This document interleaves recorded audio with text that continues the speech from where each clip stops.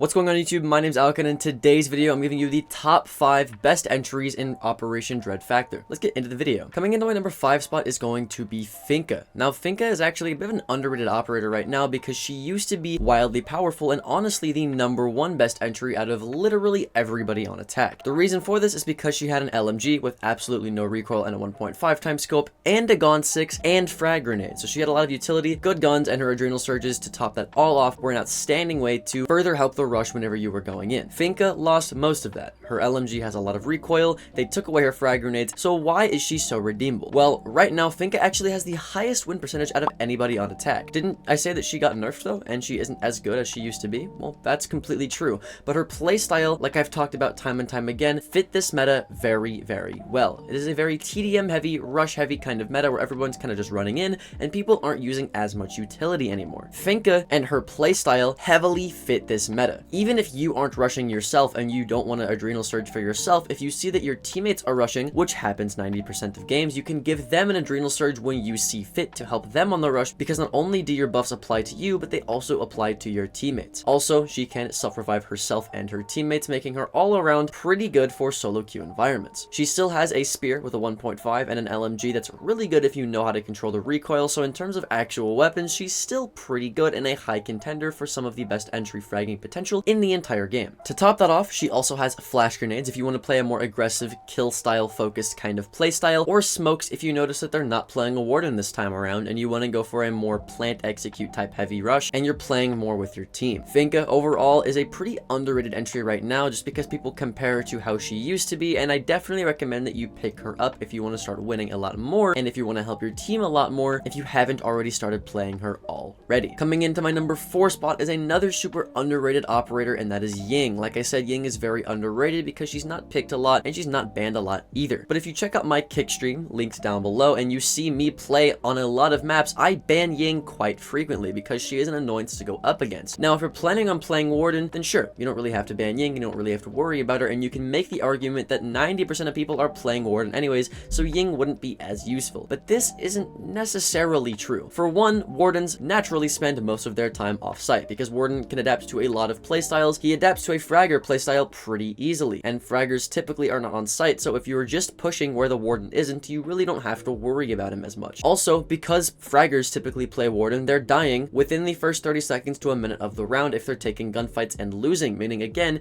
you don't typically have to worry about the Warden anyways. And if you're just winning your 1v1s, you can see through your flashes too, so you can just 1v1 the Warden and win the gunfight if you are good enough and confident in your gun skill. She also has an LMG with 50 rounds and a multitude of different scopes, the 1.5, the 2x, and both of the ACOGs, to mention all of them. And she has smoke grenades to top it all off. Not to mention, she can still deploy her Ying Candelas through soft surfaces, like I'm putting on screen right now, to add versatility if you want to play it with a fuse player, or if you want to play vertically. You can be a team player with Ying and use each Ying Candela to take space, or use 2 Ying Candelas at a time to get kills. Either way, she's very versatile, very underrated, and Warden is not a good enough excuse to not be playing her right now. Coming into my number 3 spot is going to be Nock. Now, Nock is an outstanding operator. People really sleep on Nock, and they think that she needs to be buffed. This is a very low elo opinion that I see a lot of people making the mistake of thinking. Now, the reason that I think that she is very good is just based off of her statistics alone. She is actually the 4th most won with operator out of everybody on attack, and that is for PC, and on console, she's still pretty high up there as well. Not only does she have a 1.5, which is wildly influential and can determine whether an operator is played or not, take a look at Alibi and Orcs for example, but also she has frag grenades, which are another thing which can completely decide if an operator is played or not. Take a look at Maverick. Not only this, but she has a very easy to control SMG that has a decent fire rate with a good amount of ammo, not even mentioning her primary ability. Her primary ability is very easy to use, very easy to manage, and counters most of every single information ability on all of defense, which is very good. The only counter that I can think of that hard counters her would be Solus. You use Nock less as a first or second entry and more as a tertiary entry. This means that you're going to be getting entry frags, but just very late into the round. Your job still is is meant to be getting kills, but just not as early as, let's say, an Ashe player or a Finka player. You're meant to wait for your team to get the defender's attention on one side of the map, and once they've done that, all you do is you drone out where you're gonna go in the meantime, and then you sneak up and you kill people while their heads are turned one way and you push the other way. Once you get a killis knock, you immediately leave and use your ability to not only leave silently, but approach a different direction silently, constantly making the defenders wonder where you are and where you're going to push from next. Overall, she's a very good counter to Echo, Valkyrie, bulletproof cams, really any camera in the entire game. So if they're running a camera heavy strat and you don't know where the cameras are, playing knock and trying to be silent and get late frags is a very viable option, especially in a fragger heavy meta, and that is why I think knock deserves at least a top 3 on this spot. Coming into my number 2 spot might surprise some of you, and it is actually Ashe. Now, I've talked about Ashe not being too terribly good of an operator. If we're looking at raw utility, Ashe is very, very underwhelming, and she is pretty low on anybody's tier list if we're talking about pure utility. But if we're talking about the current meta right now, for solo queue environments, Ashe is very, very good. And I'll break down just why she's so good for you. Number 1, she has 2 very, very good weapons. In a fragger heavy meta where everyone's running and gunning, having good weapons can completely define whether you get kills, whether you win rounds, and whether you win games. She has the R4C, which is great for close range gunfights, and she has the G36C with a 1.5 times scope, which is good for mid to close range gunfights as well. So if you're planning on running at people and getting in their face without much droning, without much planning, and you're just playing overall aggressively, Ashe is definitely the pick for you. She also has ranged soft reaching charges if you need that added extra destructibility. Maybe there's a playable shield, maybe there's a Melusi gadget, really anything to slow you down you can get rid of in order to further reinforce your fast-paced playstyle. With all of that being said, she is also a 3-speed. So being a 3-speed with good weapons is outstanding. Take a look at Hibana, IQ, Maverick,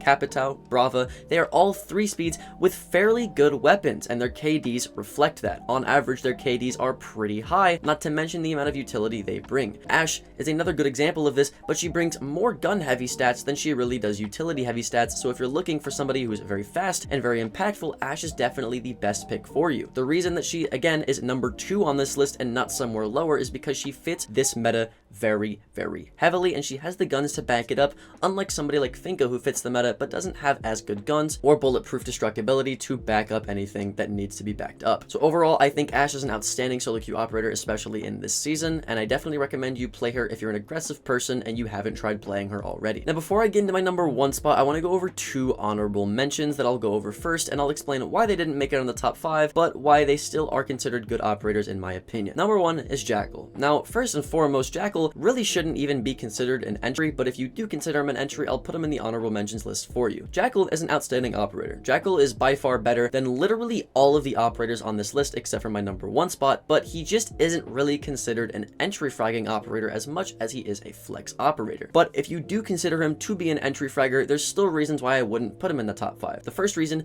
is he doesn't have any bulletproof destructibility. I just talked about this in my Ashe example, where I said that Finka was number 5 and not somewhere higher because she doesn't have any bulletproof destructibility like she used to have when she had a Gon 6 or frag grenades. Jackal, again, doesn't have any of this. He has a shotgun, which can't destroy any bulletproof utility, and his secondary gadgets also aren't able to do any of this either. Jackal is actually banned most games anyways. He's actually one of the top 3 most banned attackers for the past 3 years because of this. So if you're trying to get a reliable operator from this list that you want to play, Jackal just can't be it because you can't reliably be able to play him on most maps. Jackal also relies on the fact that you get on a map where Jackal is viable. Jackal is only viable on very big maps with a lot of rooms. If you're playing a map like Border where people can't roam in the first place, then Jackal is going to be a lot less useful. But people are only really going to ban Jackal on maps where he is viable, so you won't be able to play him on viable maps anyways. He does have, however, really good guns with 1.5 times scopes on them each, and the best roam clearing utility in the entire game, which is why I at least put him as an honorable mention if you're looking to get kills but bring utility in the process. My second and final honorable mention is going to be Zofia. Now, Zofia is a pretty good operator all in all, and she used to be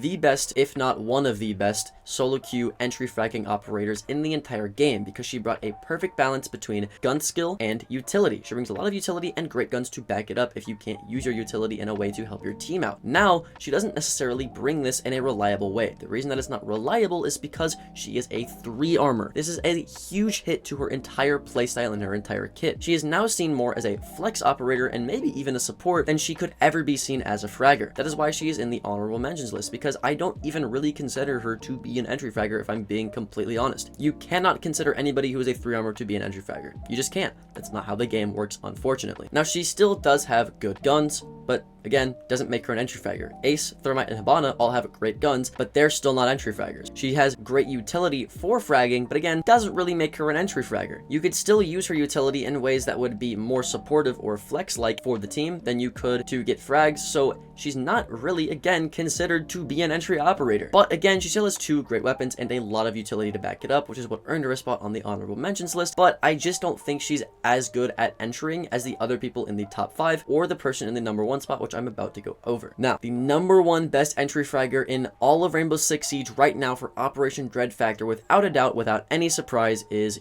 Yana. I talk about this all the time. Yana is probably the best attacking operator in the entire game.